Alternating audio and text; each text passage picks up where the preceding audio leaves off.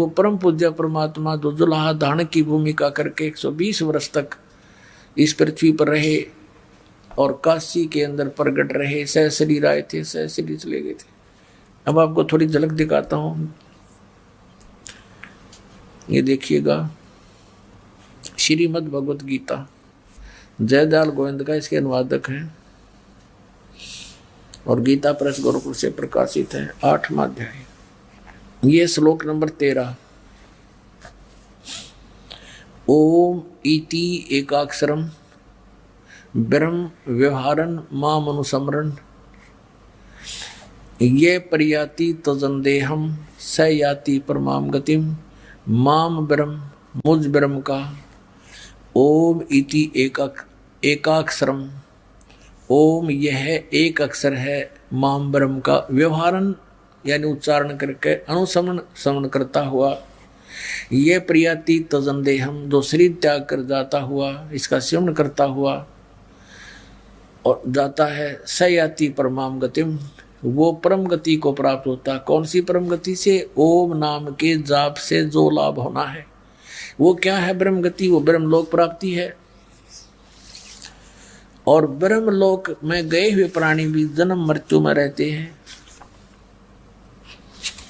ये देखिएगा 8वें अध्याय का, ब्रह्मलोक में गए हुए प्राणी भी पुनर्वृत्ति में हैं। यह लिखा है कि अर्जुन ब्रह्मलोक पर्यंत यानी ब्रह्मलोक में गए हुए सब तक, ये ब्रह्मलोक तक सभी लोग पुनरावृत्ति में हैं। वहां गए, इन पुनरावृत्ति का ये शटार लगा के उन्होंने नीचे विवेचन किया है, अर्थात जिनको प्राप्त होकर पीछे संसार में आना पड़े ऐसे। हे अर्जुन, ब्रह्मलोक पर्यंत सब लोग पुनरावृत्ति में है, परंतु कौनते मुझको प्राप्त होकर पुनर्जन्म नहीं होता। ये अनुवाद गलत कर दिया इन्होंने, क्योंकि बुद्धि कमजोर थी। इसका अर्थ है कि अर्जुन ब्रह्मलोक तक सभी लोग पुनरावृत्ति में है, वहां गए प्राणी भी वापस आते हैं, जन्म मृत्यु में आते हैं। और नैविद्यते, विद्य माने जानना भी होता है। इस अक्षर का एक ही अर्थ नहीं होता, विद्य, विद्य धातु है, विद्या जानना। जो ये नहीं जानते तो मुझे माम उपेत तू, मुझे प्राप्त होकर भी हे अर्जुन कुंती पुत्र उनका पुनर्जन्म होता है। यदि हम इसका ये इन वाला अर्थ करें तो फिर देखिएगा पुणात्मा, अध्याय नंबर 4 के और श्लोक नंबर 5 और 9 में, गीता अध्याय नंबर 2 के श्लोक नंबर 12 में और अध्याय नंबर 10 के श्लोक नंबर 2 में समझ क्या कि अर्जुन तेरे और मेरे बहुत जन्म हो चुके, तू नहीं जानता मैं जानता हूं। तो फिर ये कहना कि मुझे प्राप्त होकर उनकी जन्म मृत्यु नहीं होती, ये अनुवाद गलत है। ये देखिएगा अध्याय नंबर 4 का और श्लोक नंबर ये 5 है, यहां से शुरू होता है। बहुनानी यहां से पढ़ेंगे हम। हे प्रणतम अर्जुन, मेरे और तेरे बहुत से जन्म हो चुके हैं, उन सबको तू नहीं जानता मैं जानता हूं। सीधा हो गया कि मेरे और तेरे बहुत से जन्म हो चुके हैं, इसका मतलब ये नासवान है। फिर 9 में यही 8वें अध्याय का 9वां श्लोक यहाँ पर है। अर्जुन मेरे जन्म और कर्म दिव्य अर्थात निर्मल और अलौकिक है, दिव्य है, अलौकिक है। इस प्रकार जो मनुष्य तत्व से जानता है, जानने वाला शरीर को त्याग कर फिर जन्म को नहीं प्राप्त होता, किंतु मुझे ही प्राप्त होता है। अब यहाँ भी इन्होंने अपने हिसाब से बताया कि उनका पुनर्जन्म होता है। अब यहाँ स्पष्ट कह रहा है कि मेरे और तेरे बहुत जन्म हो चुके हैं, तू नहीं जानता, मेरे जन्म और कर्म दिव्य हैं। और दूसरे अध्याय के 12वें श्लोक में ये देखिएगा, अध्याय नंबर 2 का और श्लोक नंबर 12, न तो ऐसा ही है कि मैं किसी काल में नहीं था अथवा तू नहीं था अथवा ये राजा लोग नहीं थे जो सेना सामने खड़ी है, और न ही ऐसा ही है कि इससे आगे हम सब नहीं रहेंगे। कहने का भाव यह है कि तू ये ना सोचे कि अर्जुन तू और मैं अभी वर्तमान में ही जन्मे हैं, हम और ये सामने सैनिक, ये राजा लोग पहले भी थे और आगे भी जन्म होगा। इसे सिद्ध हो गया कि गीता ज्ञान दाता की जन्म मृत्यु होती है, स्वयं स्वीकारा है। और ये दूसरे अध्याय के 17वें श्लोक में कह रहा है कि अविनाशी तो उसको जान, खुद कह रहा है गीता ज्ञान दाता, और ये ब्रह्म बोल रहा है, ये भी कंसेप्ट क्लियर हो गया। नाश रहित यानी अविनाशी तो उसको जान जिससे ये संपूर्ण जगत दृश्य वर्ग व्याप्त है, यानी जिसने सारे ब्रह्मांडों की रचना की है। और इस अविनाशी का विनाश करने में कोई भी समर्थ नहीं है, यानी गीता ज्ञान दाता से कोई अन्य है नाश रहित अविनाशी। अब हम अपने प्रसंग पर आते हैं। यह सिद्ध हो गया कि गीता का ज्ञान ये ब्रह्म दे रहा है। अब श्रीमद् भगवत गीता को हम समझेंगे। परमात्मा ने कहा गुण तीनों की भक्ति में ये भूल पड़ो संसारे, कहे कबीर निज नाम बिना कैसे उतरो पार।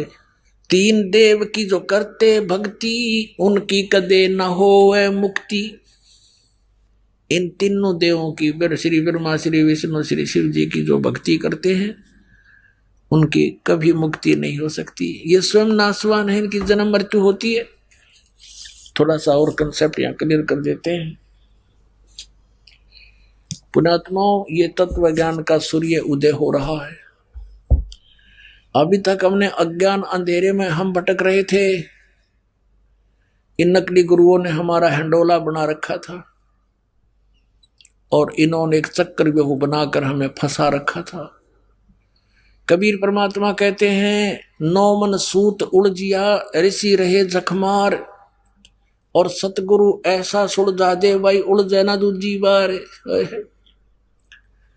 कबीर परमात्मा कपड़ा बुनते थे, जुलाई का कार्य करते थे, और 1 किलोग्राम यानी 1 सेर सूत उलझ जाते वो धागे, क्योंकि किसी कोई बुनने के लिए दे जाता था, बुनने के लिए, और वो उलझ जाता तो उसको सुलझाना पड़ता था बगैर तोड़े हुए, बगैर गांठ पड़े। गांठ पड़ जाए तो धनी ले नहीं, पैसे काटे, तो उसको बिल्कुल धीरे धीरे सुलझाना पड़ता था।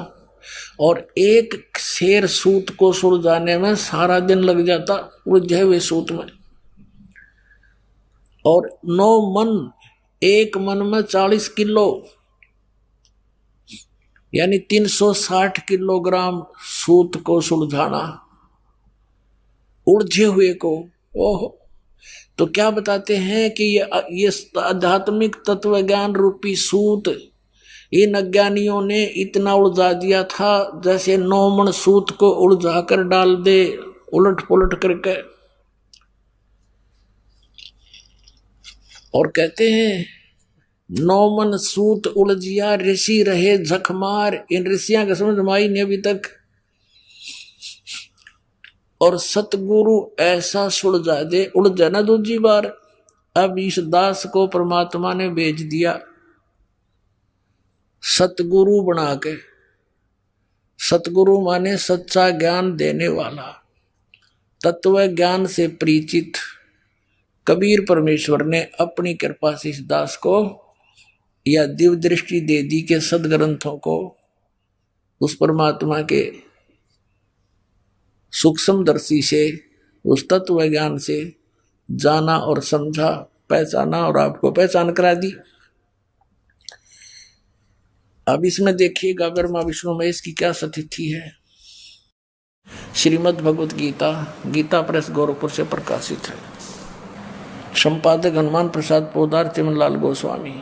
प्रकाशक एवं मुद्रक हैं गीता प्रेस गोरखपुर, गोविंद भवन कार्यालय कोलकाता का संस्थान। इसके 123 पृष्ठ पे 3रा स्कंद है और ये अध्याय 4 चल रहा है। 123 पृष्ठ पे भगवान विष्णु अपनी माता दुर्गा की स्तुति कर रहे हैं। तुम शुद्ध स्वरूपा हो, ये सारा संसार तुम ही से उद्भासित हो रहा है। मैं ब्रह्मा और शंकर हम सभी तुम्हारी कृपा से विद्यमान है। हमारा आविर्भाव माने जन्म और तिरोभाव माने मृत्यु हुआ करता है। हमारा तो जन्म और मृत्यु होता है। केवल तुम ही नित्य हो, जगत जननी हो, प्रकृति और सनातनी देवी हो।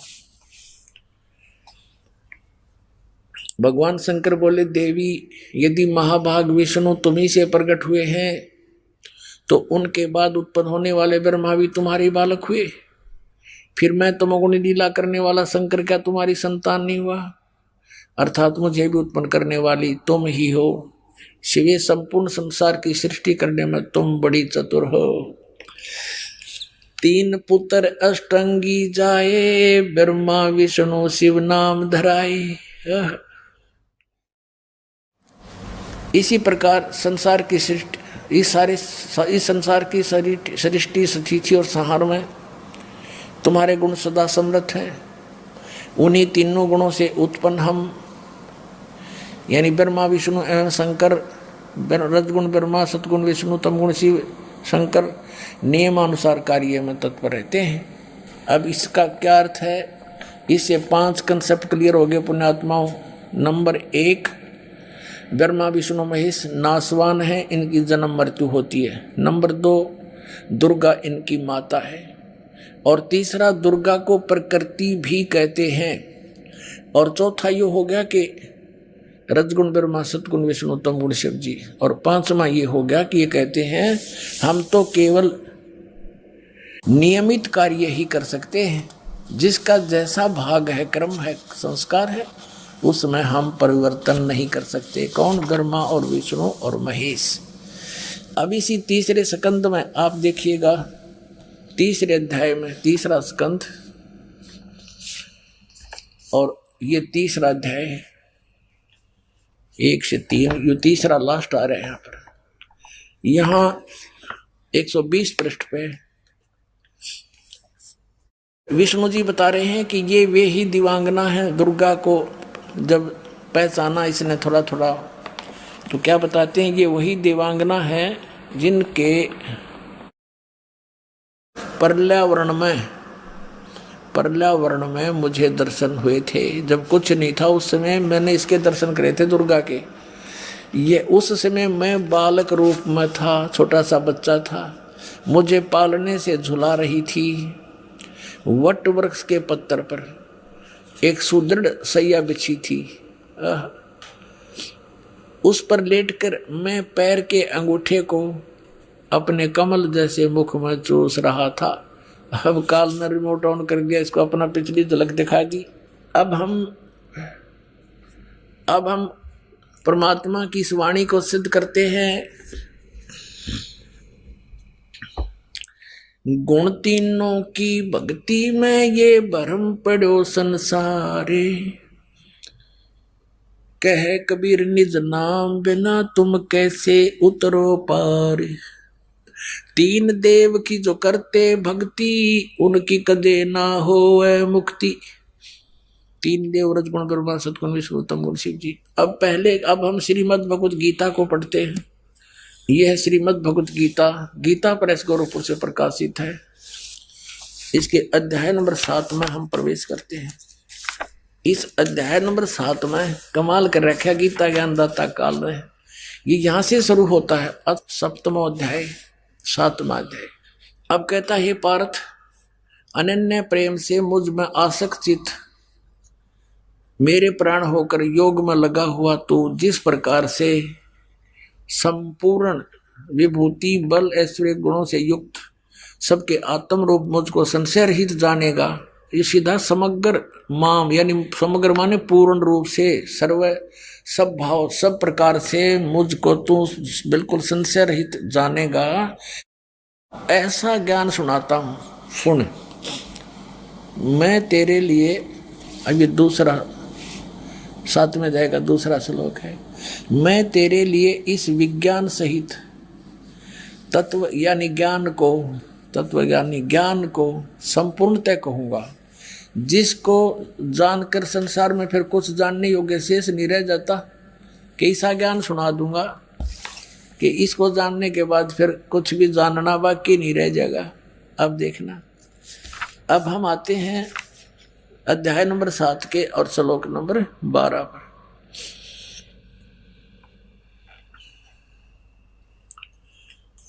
अब गीता ज्ञानदाता कहता है, और भी जो सतगुण से उत्पन्न होने वाले भाव हैं और रजगुण से तथा तमगुण से उत्पन्न होने वाले भाव हैं, उन सब को तो मुझसे होने वाले हैं ऐसा जान, परंतु वास्तव में उनमें मैं और वे मुझ में नहीं है। अभी आपको शिव पुराण में दिखाया था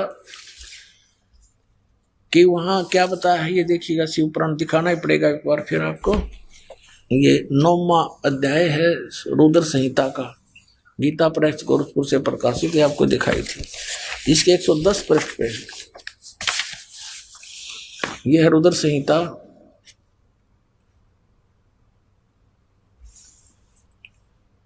और सिंह शिव पुराण 110 पृष्ठ यहां पढ़ा था हमने। इस प्रकार ब्रह्मा विष्णु रुद्र इन 3 देवताओं में गुण है, और ये परंतु शिव ये काल रूपी ब्रह्म, जो गीता भी वही बोल रहा है, यो इनसे परे है। गुण अतीत माने इनसे परे। अब ये भी कंसेप्ट क्लियर करना पड़ेगा कि रजगुण ब्रह्मा, सतगुण विष्णु, तमगुण शिव जी है, अन्यथा ये अनाड़ी अज्ञानी ऋषि मंडलेश्वर ये गुरु फिर से आपको विचलित कर सकते हैं। ये देखिएगा, मार्कंडेय पुराण गीता प्रेस गोरखपुर से प्रकाशित है, ये यहां से प्रकाशित है। और इसके 123 पृष्ठ पर आपको ले चलते हैं। ये 123 पृष्ठ है मार्कंडेय पुराण। यहां से प्रसंग शुरू होता है। मार्कंडेय जी ज्ञान सुना रहे हैं, क्योंकि मार्कंडेय पुराण है या मार्कंडेय जी बोले, इनका अनुभव है। मुने यहां पढ़ेंगे। इस तरह स्वयंभू परमात्मा की 3 अवस्थाएं होती हैं। रजोगुण प्रधान ब्रह्मा, तमोगुण प्रधान रुद्र और सत्व प्रधान विश्वपालक विष्णु हैं। यही 3 देवता हैं और यही 3 गुण हैं। हो गया कंसेप्ट क्लियर। ब्रह्मा विष्णु महेश कहो और ते तीनों गुण कहो। गुण तीनों की भक्ति में ये भूल पड़ो संसार। तीनों गुण यानी ब्रह्मा विष्णु महेश की भक्ति में भूल पड़ो संसार। और कह कबीर निज नाम बिना कैसे उतरो पार। 3 देव की जो करते भक्ति उनकी कदे ना हो मुक्ति। 600 साल पहले परमात्मा ये शब्द बोला करते थे, और आज वो हमारे सदग्रंथ इनका समर्थन कर रहे हैं, जिनको हम शिरोधार्य माना करते थे। अब देखो और कंसेप्ट क्लियर करते हैं कि रजगुण ब्रह्मा, सतगुण विष्णु, तमगुण शिव जी हैं। ये श्री देवी पुराण है। अत देवी भागवतम सभाष्टीकम सहमात्यम, खेमरा श्री कृष्ण दास प्रकाशन बम्बई 4, ये यहां से प्रकाशित है। इसके 3रे स्कंद में आते हैं। अत श्रीमद देवी भागवते भाषा टीका युक्ते 3य स्कंद प्रारंभते। इसके हम 11 पृष्ठ पर पहुंचते हैं। ये 11 पृष्ठ है अध्याय 5 का 3य स्कंद का, और इसका 8वां मंत्र हम पढ़ेंगे। 7वां या अंत हुआ, 8वां प्रारंभ हुआ। हे माता, यदि हमारे ऊपर सदा आप दया युक्त हो तो हमको तमोगुण में किस प्रकार प्रदान किया है। ब्रह्मा रजोगुण और हरि सतगुण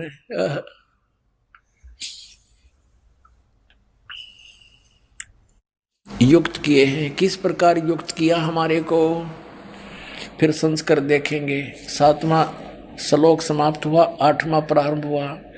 यदि दयाधर्मना न सदाम्बिके कथम अहम विहित, किस प्रकार मैं बना दिया तमोगुण। शिव भगवान कह रहे हैं, शंकर भगवान, कि मुझे तमोगुण क्यों बनाया। कमल जय, कमल से उत्पन्न होने वाले ब्रह्मा जी को रजोगुण संभव, सुवितु सुविहित किमु सतोगुण हरि। और विष्णु जी को आपने सतोगुण क्यों बना दिया। इति सिद्धम रजगुण ब्रह्मा सतगुण विष्णु तमगुण शिव जी। अब हम समझेंगे उस ज्ञान को जिसको गीता ज्ञानदाता कहता है। इसको जानने के बाद फिर संसार में जानना शेष कुछ नहीं बचेगा। आज वो सुनाते आपको। आप पढ़िए फिर से ये अध्याय नंबर 7 का श्रीमद् भगवत गीता में आगे हम। श्रीमद् भगवत गीता जयदयाल गोविंद का इसके अनुवादक हैं। ये अध्याय 7 का और श्लोक हम फिर से वही 12 को शुरू करेंगे। अब ये आसानी से समझ में आएगा। अब 12वां श्लोक है। और भी जो सत्वगुण से उत्पन्न होने वाले भाव हैं, सत्वगुण माने विष्णु से सतिथि, और रजगुण तथा रजोगुण से तथा तमोगुण से, रजोगुण से उत्पत्ति, तमोगुण से संहार, ये होने वाले भाव हैं। उन सब को मुझ से ही होने वाले हैं ऐसा जान, क्योंकि काल को इनके पिता को 1 लाख मानव शरीरधारी प्राणी खाने पड़ते हैं।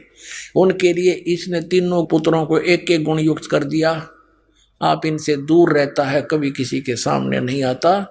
और कहते हैं काल निरंजन सुन ठिकाना, ब्रह्मा विष्णु शिव वेद नहीं जाने। 21वें ब्रह्मांड में रहता बहुत दूर, और ब्रह्मा विष्णु महेश भी उनके विषय में नहीं जान सके, अपने पिता के विषय में। और उस परम पिता ने जो सबका पिता है, सबका बाबा है, सबका दादा है, उसने आके बताई फिर सारी हिस्ट्री सृष्टि। उन्होंने खुद रची। कबीर साहब ने अपनी रची हुई को आप ही बता सकता है। यही वेद कहते हैं कि अपनी सृष्टि को वो स्वयं ही ठीक ठीक बताने के लिए आता है, वही बताता है। अब हमने 12वां श्लोक पढ़ लिया। अब 13वां पढ़ेंगे, अध्याय नंबर 7 का गीता जी का। अब 13वां श्लोक देखिएगा। गुणों के कार्य रूप सात्विक, राजस और तामस, इन तीनों प्रकार के भावों से ये सारा संसार प्राणी समुदाय मोहित हो रहा है। इन तीनों गुणों से परे, रजगुण ब्रह्मा सतगुण विष्णु तमगुण शिव जी से परे मुझ अविनाशी को नहीं जानता। ये काल अपने आप को कह रहा है कि मुझ अविनाशी को नहीं जानता। ब्रह्मा विष्णु महेश तक सीमित है, इसका भाव ये है कहने का। अब 14वें श्लोक में क्या कहा है कि क्योंकि यह अलौकिक अर्थात अति अद्भुत त्रिगुणमयी मेरी माया बड़ी दुस्तर है। रजगुण ब्रह्मा सतगुण विष्णु तमगुण शिव जी के द्वारा बनाया गया ये इंद्रजाल कहते बड़ा खतरनाक है। और जो पुरुष मुझको निरंतर भजते हैं वो इस माया को उल्लंघन कर जाते हैं। यानी ब्रह्मा विष्णु महेश से अधिक लाभ प्राप्त होता है इस काल की पूजा करने वाले, ब्रह्म की साधना करने वालों को। ये कहता है कि जो इन तीनों गुणों की भक्ति छोड़कर रजगुण ब्रह्मा सतगुण विष्णु तमगुण शिव जी की वो मेरी भक्ति करते हैं तो इनसे ज्यादा लाभ वो ब्रह्म लोक में चले जाते हैं। अब 15वें श्लोक में कमाल कर दिया। 7वें अध्याय के 15वें श्लोक को मैं कमाल कर दिया। माया के द्वारा रजगुण ब्रह्मा सतगुण विष्णु तमगुण शिव जी त्रिगुणमयी मेरी माया के द्वारा जिनका ज्ञान हरा जा चुका है, जो इन ब्रह्मा विष्णु महेश से ऊपर कुछ भी सुनने को तैयार नहीं, किस भक्ति नहीं करना चाहते, असुर स्वभाव को धारण किए हुए मनुष्यों में नीच ओए होए होए दूषित कर्म करने वाले मूढ़ लोग मुझको नहीं भजते। अब इससे ये भी सिद्ध हो गया कि ये तीनों गुण भी भजने योग्य हैं। रजगुण ब्रह्मा सतगुण विष्णु तमगुण शिव जी, इनकी भी भक्ति होती है, योग्य तो नहीं है। यानी इनकी भी कोई पूजा करता है। इसलिए कहता है काल कि ये तीनों गुणों के द्वारा जिनकी बुद्धि खराब हो चुकी है, ज्ञान हरा जा चुका है, इनसे ऊपर किसी की बात सुनने को तैयार नहीं, मरने मारने को तैयार हो जाते हैं। कहते हैं राक्षस स्वभाव को धारण किए मनुष्यों में नीच दूषित कर्म करने वाले मूर्ख। ये ब्रह्म कहता है मेरी साधना भी ना करते ये पुण्यात्माओं। परमात्मा ने 600 वर्ष पहले ये ज्ञान दिया था, जो उन अज्ञानियों ने परमात्मा के साथ बड़ा विरोध करवा दिया, हमें ही मिसगाइड करके अपने पिता का शत्रु बना दिया। अब इसमें स्पष्ट कर दिया है कि श्री ब्रह्मा रजगुण, श्री विष्णु सतगुण और श्री शिव तम गुण की पूजा करने वालों को ये चार उपमा दे दी। राक्षस स्वभाव को धारण किए हुए, मनुष्यों में नीच दूषित कर्म करने वाले मूर्ख, अपने आत्माओं, हम जिन सदग्रंथों को शिरोधार्य मानते हैं, आज वही हमारी क्रियाओं को जो उन नकलियों द्वारा हमारे अंदर फीड कर दी गई थी, थोप दी गई थी, उनको बुरी बता रहे हैं। और यही परमात्मा स्वयं आकर बताया करते थे कि गुण तीनों की भक्ति में भूल पड़ो संसार, और कह कबीर निज नाम बिना तुम कैसे उतरो पार। तीन देव की जो करते भक्ति, उनकी कदे न हो मुक्ति। अब जैसे हिरण्यकशिपु ने रजगुण ब्रह्मा की उपासना भक्ति की थी और उससे सिद्धियां प्राप्त करके उसने कैसे जुल्म ढाए अपने ही पुत्र पर, राक्षस कहलाया और कुत्ते वाली मौत मारा गया। रजगुण उपासक श्री ब्रह्मा जी का उपासक हिरण्यकशिपु कहते हैं, हिरण्यकशिपु छाती तुड़वाई और ब्राह्मण बाणा कर्म कसाई। कहते हैं हिरण्यकशिपु छाती तुड़वाई और ब्राह्मण बाणा और कर्म कसाई। ब्राह्मण माने वो तो विद्वान बताओ भगत, ब्राह्मण का अर्थ भक्त भी होता है। भक्ति करी बड़ा जबरदस्त और फिर ये कर्म करे, कर्म कसाई जैसे अपने पुत्र का भी दुश्मन हो गया, अपने आप भगवान बन बैठा। राक्षस स्वभाव को धारण किए हुए मनुष्यों में नीच दूषित कर्म करने वाले दुष्ट मूर्ख। अब हिरण्यकशिपु ने एक छोटे से मासूम बालक को मारने के लिए कितने ओछे हथकंडे अपनाए अपने ही पुत्र को। तो बताओ राक्षस में और दुष्ट में, मूर्ख में, दूषित कर्म करने वाले में और कौन सी कसर रही। भगवान शिव तमोगुण की भक्ति करता था कौन? रावण। और कैसा जुल्म किया, सूरवीर होकर के पराई स्त्री को उठावे, इस जितना दुष्ट कर्म कोई हो ही नहीं सकता। और फिर त्रिलोक की भगवान की पत्नी, जिनको माँ की दृष्टि से देखा जाता है, उस माता को उठा लाया, सीता जी को, और उसको पत्नी बनाने की कुचेष्टा करता रहा। लेकिन वो अलग बात है, सफल नहीं हो सका, बाकी उसकी नीत गंदी थी। और ऐसी उपासना करता था भगवान शिव की, आज के तो कोई भक्ति कर नहीं सकता, ना कर सका। यहां से गर्दन काट के और अपनी बलि दे दी थी 10 बार। इतना ये भगवान वर्क दंड दे देते हैं, जैसा किया वैसा ही 10 बार इसको जीवन दे दिया, लेकिन मोक्ष नहीं, कर्म के दंड का बचाव नहीं। हिरण्यकशिपु ये तमोगुण शिव की भक्ति करता था कौन? भस्मागिरी एक तपस्वी था। भगवान शिव के द्वार के सामने, उनके महल के सामने, रेजिडेंस के सामने ऊपर को पैर करके नीचे को सिर करके खड़ा हो गया। 12 वर्ष तक खड़ा रहा। तब पार्वती ने कहा कि हे भगवान, आप तो समर्थ हैं, महादेवों के देव हैं, आप क्या नहीं कर सकते? क्या मांगता आपका पुजारी? इसको फ्री करो। अब भगवान शंकर जी ने कहा, तमोगुण शंकर ने, कि मांग भाई, क्या मांगता है भस्मागिरी? भस्मागिरी ने कहा कि प्रभु वचनबद्ध हो जाओ तब मांगूंगा, वैसे नहीं। भगवान ने सोचा कि मांगते हो, एक सिद्धि और मांग लेगा। कहने लगा भी ठीक। भगवान शंकर बोले भी ठीक है, मैं वचनबद्ध हो गया, मांगो क्या मांगता। खड़ा हो गया। क्या मांगा कि आपने जो ये कड़ा पहन रखा, ये कड़ा दे दो। उस कड़े में क्या करामात थी, क्या विशेषता थी कि उस कड़े को किसी के सिर पे रखकर यूं कह दे भस्म, तो वो जल जाता था सामने वाला। उसमें ऐसी सिद्धि शक्ति थी। और इस बात से परिचित था कौन? शिव का पुजारी भस्मागिरी। भगवान शिव ने वचनबद्ध हो गए थे, तुरंत अपना कड़ा निकाल कर दे दिया अगले पुत्र। भगवान शिव ने सोचा जंगल में रहता है, अपनी रक्षा के लिए मांगता होगा। अब जो ही भस्मागिरी के हाथ में आ गया कड़ा, वो भस्म कड़ा, अन्य बोले ही बोले होशियार शंकर भगवान जिसकी पूजा करे था उससे का दुश्मन हो गया। और कहा कि अब तुझे मारूंगा, पार्वती को अपनी पत्नी बनाऊंगा। हा हा हा लगा हंसने। भगवान शंकर ने सोचा ही तो बस सचमुच तौर बदल गया। इसने तो तेवर बदल लिए, सचमुच करेगा यूं तो काम। और लो कर शंकर भगवान की तरफ। शंकर भगवान ने तो डांक ठोक दी, फुल स्पीड तो भाग दिया, मर गया भाई।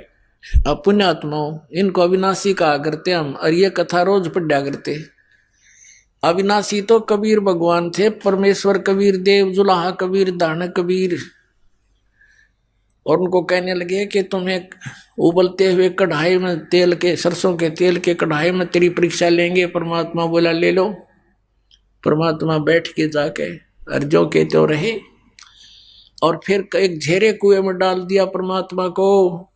ऊपर से मिट्टी गोबर सब कुछ भर दिया, छड़े सैकड़ों फुट मिट्टी, हजारों टन मिट्टी ठोक दी। सेक्त की गया सिकंदर लोधी के पास के, कहा कि तेरे उस भगवान को हमने मार डाला और झेरे कुएं में ठोक दिया है। सिकंदर लोधी कहने लगे वो तो देखो कमरे में बैठे हैं।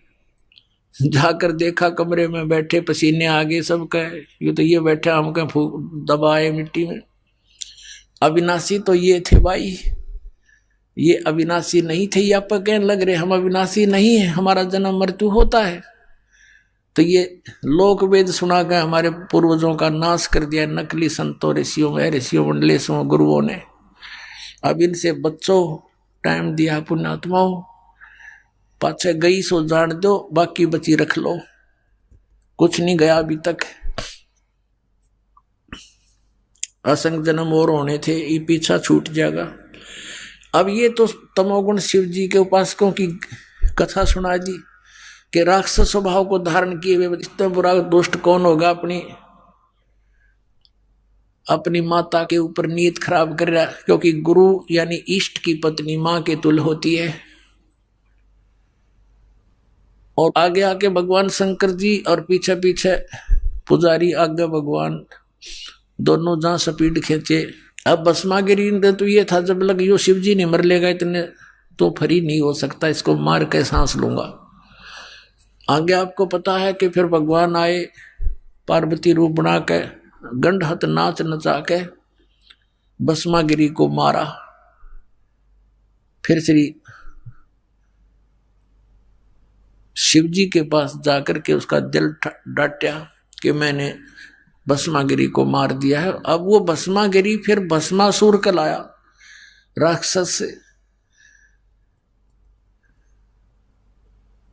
ये है पुण्यात्माओं गूढ़ रहस्य इन सदग्रंथों के, जो तत्वदर्शी संत के बिना इनको समझा नहीं जा सकता। तत्वदर्शी संत परमात्मा का, कबीर भगवान का कृपा पात्र होता है, उसी की बुद्धि खुल सके, ना तो यू काल खुल ना दे किसी की भी। अब आपको सुनाते हैं कि एक समय हरिद्वार के अंदर कुंभ का पर्व लगा, पर भी नहाने का समय निर्धारित हुआ। सभी ये त्रिगुण उपासक वैष्णव, ये सतोगुण विष्णु जी के उपासक संत, और भगवान शंकर तमोगुण के उपासक ये गिरी, पुरी, सन्यासी, और ये नागा, नाथ कनपाड़े और बिना कनपाड़े, ये सभी तमोगुण शंकर के उपासक हैं और वैष्णव साधु विष्णु जी के उपासक हैं। ये सभी स्नान करने के समय जहाँ ये कुंभ का मेला लगता है, वहाँ अपने अपने ग्रुप में, अपने अपने समुदाय में ये एकत्रित हो जाते हैं। गिरी अपने ग्रुप में, पुरी सभी अपने ग्रुप में और वैष्णव अपने ग्रुप में, नागा अपने ग्रुप में। फिर स्नान करने के समय ये सभी चल पड़ते हैं अपने अपने समुदाय में। सबसे पहले नागा पहुंच गए हरिद्वार में, ये पर भी लगनी थी कुंभ के मेले की, हर की पैड़ी पे। सबसे पहले नागा पहुंच गए वहां पर स्नान करने के, पोजीशन पकड़ गए, सब पैड़ियों को पर छा गए। पीछे से आगे वैष्णो, ये सतगुण विष्णु के उपासक वैष्णो साधु, इन्होंने नागाओं से कहा कि ए नागाओं, प्रथम स्नान हम करेंगे, तुम मत नहाना पहले, क्योंकि हम सर्वश्रेष्ठ हैं, हम विष्णु जी के उपासक हैं। नागा कहने लगे कि नहीं, हम सर्वश्रेष्ठ हैं, हम त्यागी और बैरागी हैं, हम नी वस्त्र रहते हैं, नी इच्छा फिरते हैं, हम सर्वश्रेष्ठ हैं, हम सबसे पहले स्नान करेंगे। अब वैष्णव साधुओं ने कहा कि तुम काहे के श्रेष्ठ हो, पशु की तरह नंगे फिरते हो, टट्टी के हाथ भी नहीं धोते, सारे शरीर पर तुम राख रमाए रहते हो, आज नहाने वाले बन गए, शरण फिरो, तुम बाहर आओ। अब इतनी बात सुनी थी, वो भगवान भी भूल गए, हर की पैड़ी याद रही नहीं, वो अपर भी याद नहीं रही। आपस में लड़ मरे, कट गए, काट कर एक दूसरे को। 25,000 ये त्रिगुण उपासक आपस में लड़का मर गए, कत्लेआम हो गया, और गंगा के उस जल को लाल कर दिया रक्त से। अपने आत्मा परमात्मा ने बताया इनके बारे में, तीर तुपक तलवार कटारी, जमधड़ जोर बदावे हैं, हर पैड़ी हर हेत न जाण्या, वहां जा तेग चलावे हैं, काटे शीस नहीं दल करुणा, ये जग में साध को आवे हैं, जो जन इनके दर्शन को जावे, उनको भी नरक पठावे। परमात्मा कहते तुम इन महात्मा मानते थे, एक छोटी सी बात पर लड़ मरे नाण के ऊपर के बिजली पड़े थी, गंगा का पानी खत्म हुआ था। आम व्यक्ति भी स्नान कर रहे हो, एक पीछे से आ जा भाई मैं भी नहा लूं, आजा भाई आजा, स्नान करने वाले जगह दे देते हैं। ये तो आम व्यक्ति से भी गिरे हुए इंसान, इनको महात्मा कहते हो तुम। परमात्मा ने कहा कट शीश नहीं दल करुणा, इनके दिल में दया भी नहीं, और ये जग में साधकवा में है,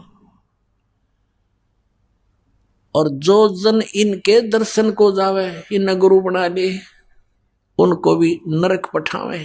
तो पुण्यात्मा, इस प्रकार अपने सदग्रंथों को समझना आपके लिए अति आसान हो जाएगा।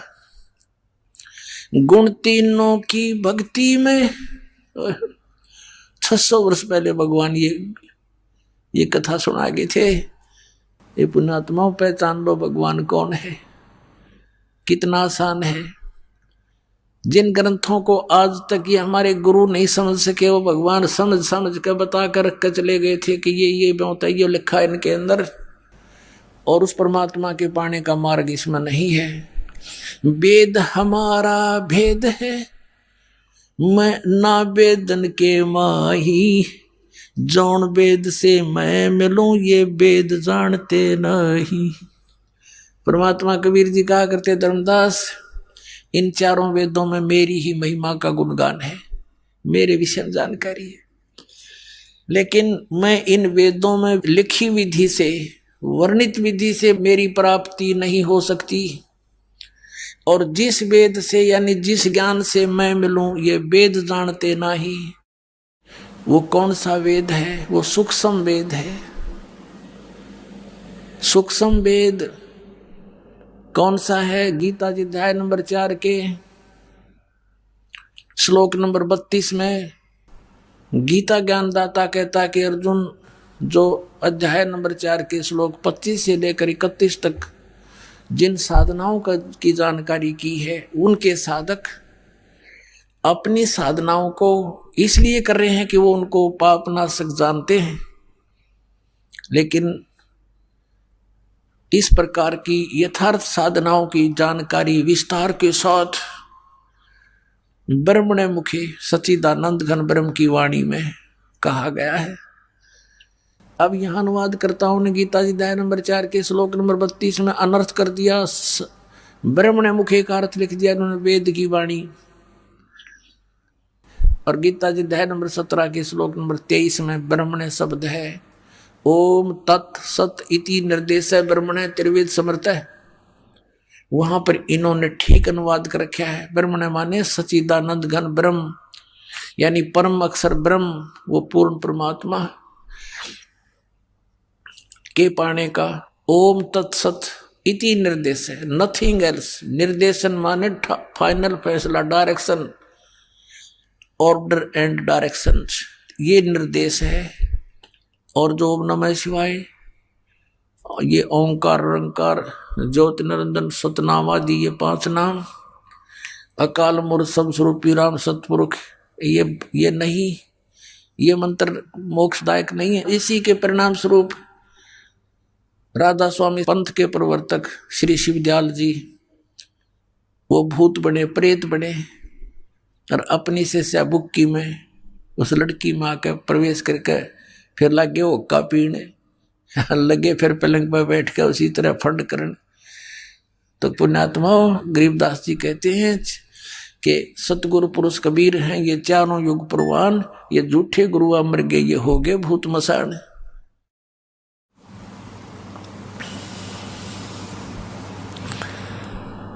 अब सच्चिदानंद घन ब्रह्म की वाणी, ब्रह्म ने माने सच्चिदानंद घन ब्रह्म होना चाहिए। तो इस चौथे अध्याय के 32वें श्लोक में इन्होंने अनर्थ कर दिया। यहां पर लिखना था ब्रह्मणे मुखे, सच्चिदानंद घन ब्रह्म के मुख से निकले उस अमृत वचनों में, अमृत वाणी में, यानी सच्चिदानंद घन ब्रह्म के मुख से उच्चरित वाणी में, कबीर वाणी में, जिसको सूक्ष्म वेद और तत्व ज्ञान कहते हैं, विस्तार के साथ कहे गए हैं।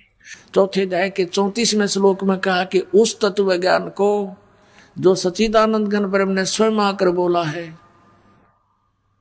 उसको तू गीता ज्ञानदाता कहता तत्वदर्शी संतों के पास जाकर समझ और उनको दंडवत प्रणाम करने से, कपट छोड़कर उनसे प्रसन्न करने से वो तत्वदर्शी संत तुझे उस परमात्म तत्व का फिर ज्ञान करावेंगे।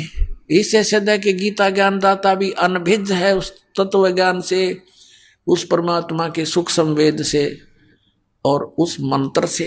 इसने संकेत अवश्य दे दिया 17वें अध्याय के 23वें श्लोक में कि ओम तत्सत इति निर्देश है ब्रह्मण त्रिविद समर्थ है, कि उस सच्चिदानंद घन ब्रह्म के पाने का ये 3 मंत्र का जाप है, एक ओम और तत्,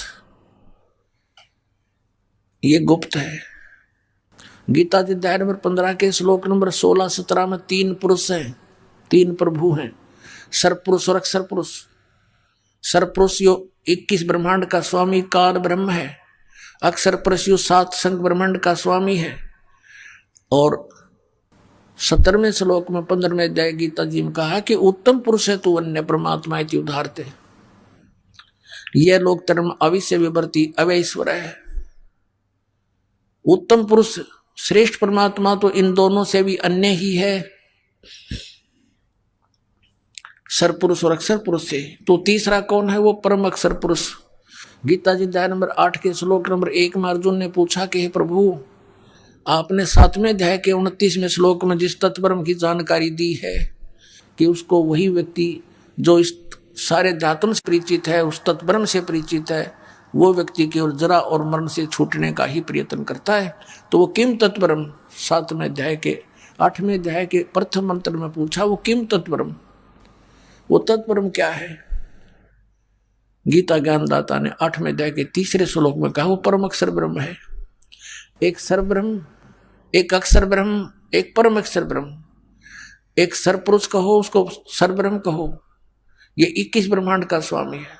अक्षर पुरुष कहो, अक्षर ब्रह्म कहो, ये केवल 7 संख ब्रह्मांड का स्वामी है। और परम अक्षर ब्रह्म कहो, परम अक्षर पुरुष कहो, ये असंख्य ब्रह्मांड का स्वामी, ओवरऑल कंट्रोलर, ये कबीर देव है, कबीर साहब है। तो यहां पर 3 पुरुष हैं 15वें अध्याय के 16 और 17 में 3 परमात्मा सिद्ध हैं प्रभु। पुरुष, अक्षर पुरुष, सरपुरुष और परम अक्षर पुरुष। तो 17वें अध्याय के 23वें श्लोक में संकेत दिया है कि उस परम अक्षर ब्रह्म के पाने का, सच्चिदानंद घन ब्रह्म के पाने का, परम अक्षर ब्रह्म के पाने का, ये 3 मंत्र के जाप का निर्देश है। ओम तत्सत, नथिंग एल्स।